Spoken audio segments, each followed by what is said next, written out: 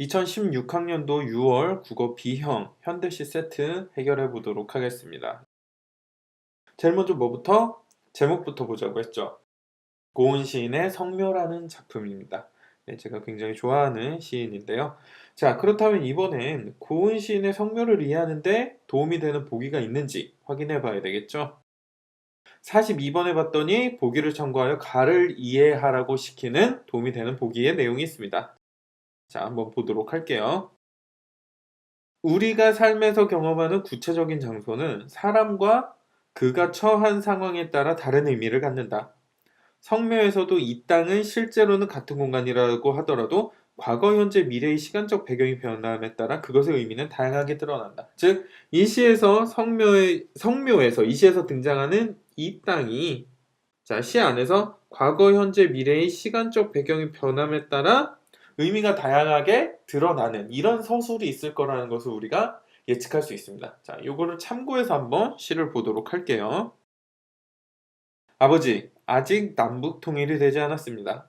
일제시대 소금장수로 이 땅을 떠도신 아버지. 자, 여기 이 땅이 한번 나왔네요. 그렇죠? 아무리 아버지의 두만강, 압록강을 생각해도 눈 안에 선지가 생길 따름입니다. 이게 무슨 소리일까요? 눈 안에 선지가 생긴다는 것은 시의 이 작품 지문 맨 밑에 보면 눈 안에 선지가 생긴다는 건 눈에 핏발이 서는 걸 의미한다고 합니다. 그러니까 아버지의 두만강 압록강을 생각하면 눈에 핏발이 선대요. 뭐 굉장히 분노하는 걸 수도 있고 뭐 눈물이 맺히는 걸 수도 있겠죠. 아버지의 젊은 시절 두만강의 회령 수양버들을 보셨죠. 국경수비대의 칼날에 비친 저문 압록강의 붉은 물빛을 보셨죠. 굉장히 좀 쌀벌하네요. 그쵸? 그리고 아버지는 모든 남북의 마을을 다니시면서 남북이 분단되기 전에 그런 상황인가 보네요. 시의 첫머리부터 아직 남북 통일이 되지 않았습니다라고 남북 통일을 제시한 거 보니까 이게 이 시에서의 굉장히 중요한 내용을 하는 것 같습니다. 아버지는 하얀 소금을 한 대씩 팔았습니다. 때로는 서도노래도 흥얼거리고 서도는 황해도와 평안도를 통틀어 이르는 말이라고 맨 밑에 참고로 나와 있습니다. 꽃피는 남쪽에선 남쪽이라 밀양아리랑도 흥얼거리셨지요. 네, 그러니까 북쪽 남쪽 노래를 다 불렀다라는 의미네요. 한마디로 세월은 흘러서 멈추지 않는 물인지라 젊은 아버지 추억은 이 땅에 남지도 않고 아버지는 하얀 소금이 떨어져서 돌아가셨습니다. 진짜 소금이 떨어져서 돌아가신 건 아니겠죠, 설마. 그쵸? 네, 그냥 이 아버지가 돌아가셨다라는 정도로만 머릿속에 넣어 놓으시면 돼요. 이 의미를 굳이 탐구하려고 하지 마세요. 그거는 여러분들이 나중에 수능 공부 안 할 때 그때 하시면 됩니다. 궁금하시면. 아버지, 남북 통일이 되면 또다시 이 땅에 태어나서 남북을 떠도는 청청한 소금 장수가 되십시오. 이 땅이 뭐예요? 남북 통일이 된 후에 태어나는 거. 기역, 니은, 디귿이 바로 아까 이야기했던 과거, 현재, 미래구나. 이것을 비로소 우리가 알 수가 있습니다. 소금이요, 소금이요. 그 소리, 멀어져 가는 소리를 듣게 하십시오. 그러니까 남북 통일이 돼서 아버지가 옛날에 그랬던 것처럼 남북을 자유롭게 오가면서 소금 장수를 해라. 이런 내용이라고 볼 수 있네요. 거듭 강조하지만 이 정도만 시를 이해할 수 있어도 문제를 푸는데 필요한 지식은 차고 넘칩니다. 아시겠죠? 이 시를 막 샅샅이 뼛속까지 다 해체하면서 이해할 필요 없어요. 이해할 필요 없다는 건 수능을 위해서 필요가 없다는 겁니다. 아시겠죠? 결코 시를 속속들이 이해하는 게 필요 없다는 게 절대 아닙니다. 수능을 위해서만요. 41번. 가와 나의 공통점으로 가장 적절한 것을 찾으라고 합니다. 적절한 걸 찾으라 하니 적절한 걸 찾아드려야죠. 자, 우선 가에 대한 것만 판단할 수 있겠죠. 왜? 우린 가만 읽었으니까. 유사한 시구를 점층적으로 변주하여 리듬감을 형성하고 있다.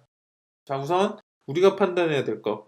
점층적으로 변주하였는지 한번 확인을 해볼까요? 이거를 풀기 위해선 점층적이라는 게 뭔지, 변주라는 게 뭔지 알아야 됩니다.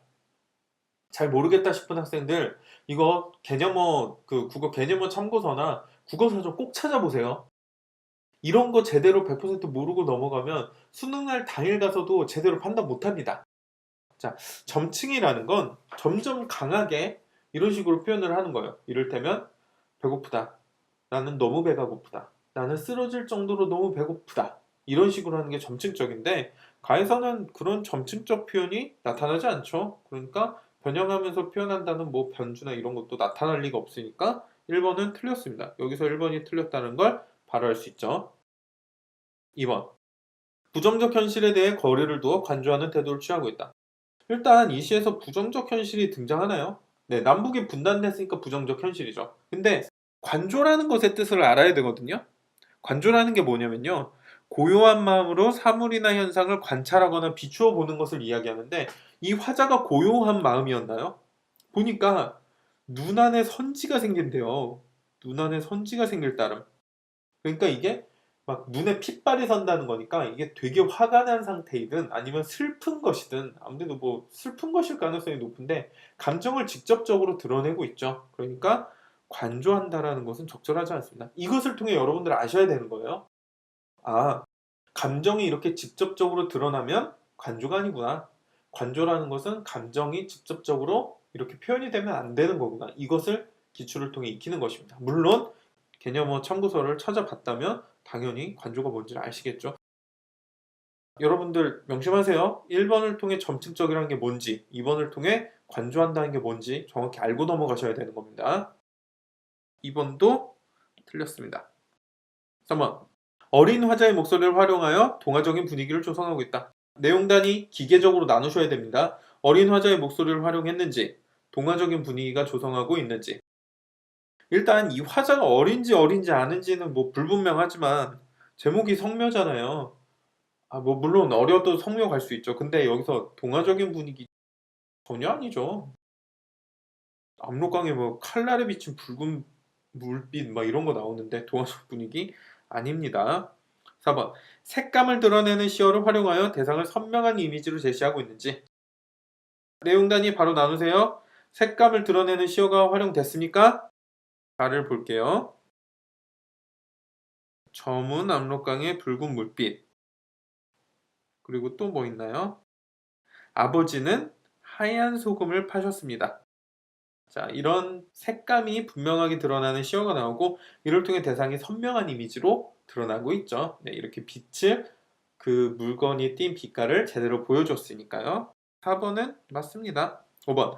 역설적 표현을 사용하여 모순적 상황에 대한 반성적인 자세를 보여주고 있는가? 역설적 표현 가시를 눈을 씻고 찾아봐도 없습니다. 자, 그러니까 답은 4번이라는 게 벌써 튀어나오네요. 알고 굳이 찾아볼 필요도 없겠죠. 혹시나 해서 역설적 표현 헷갈리시는 분들은 역설이랑 반어 헷갈리죠. 이럴 때는 대표적인 예시를 그냥 외우고 다니시면 돼요.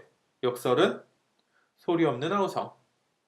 그리고 반어는 어머니나 선생님들이 잘 쓰는 표현이죠. 야, 너 또 그래라. 잘하는 짓이다. 또 그래라, 또 그래라. 이거 또 그래라고는 하지만 또 그러면 안 된다라는 의미를 갖고 있으니까 이게 반어죠. 그냥 대표적인 예시를 외우고 계세요. 그게 훨씬 편합니다. 41번 해결했으니 그 다음 42번 문제 해결해 보도록 하겠습니다. 보기를 참고하여 가의 기억 디귿을 감상한 내용으로 가장 적절한 것. 아까 기억에서 디귿 뭐였죠? 이 땅인데 과거, 현재, 미래 이것을 의미하는 거라고 했습니다. 볼게요. 한 곳에 머물지 않고 떠도신 아버지의 삶을 화자가 떠올리고 있다는 점에서 뭐 이렇게 떠올리고 있죠. 기억은 화자에게 아버지에 대한 원망스러운 감정을 느끼게 하는 장소이다. 이 시에서 화자가 아버지에게 원망을 담고 있다는 것을 볼 수 있었나요? 아니죠. 오히려 아버지를 그리워하고 있죠. 통일되면 다시 오라고 하니까요. 그러니까 1번은 X입니다. 2번. 화자가 기억과 관련하여 국경수비대의 칼날에 비친 저문 압록강의 붉은 물빛을 언급하고 있다는 점에서 네, 실제로 언급하고 있죠. 이런 것도 다 여러분 확인하셔야 돼요. 이 앞부분에서 있는 것처럼 얘기해놓고 없는 걸 얘기해서 틀렸던 문제가 평가원 수능에 등장한 적이 분명히 있습니다. 그러니까 이것도 내용 단위로 나눠서 반드시 체크하셔야 돼요. 그냥 선지 보면 내용 단위로 나누는 것은 그냥 기계적으로 할 수 있어야 돼요. 기계적으로 해야 돼요. 아시겠죠? 화자에게 기억은 복원된 민족의 정체성을 깨닫게 하는 장소이다. 민족의 정체성이 복원되지 않았죠? 그리고 이걸 통해서 정체성을 깨달았다는 것도 말도 안 되는 이야기고요. 네, 2번 틀렸습니다. 3번. 젊은 아버지의 추억이 사라지고 없다는 점에서 니은은 자, 니은 보면은 젊은 아버지의 추억은 뭐라고 돼 있죠? 이 땅에 남지도 않았다고 했습니다. 그러니까 여기까지 서술은 맞네요. 안심하고 보도록 하겠습니다. 니은은 화자가 세대 교체를 통하여 미래지향적인 변화를 추구하는 너무 말도 안 되죠. 이거 너무 말도 안 돼서 뭐라 설명도 못 하겠네요. 아닙니다. 4번.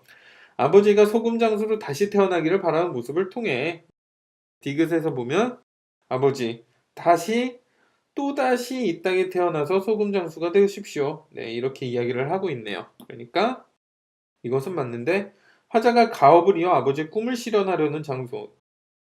가업을 이어 네, 이게 본인이 화자가 소금 장수 하겠다는 얘기는 전혀 없죠. 네, 소금 장수 아버지 보고 하라고 하잖아요. 그러니까 4번도 X. 5번.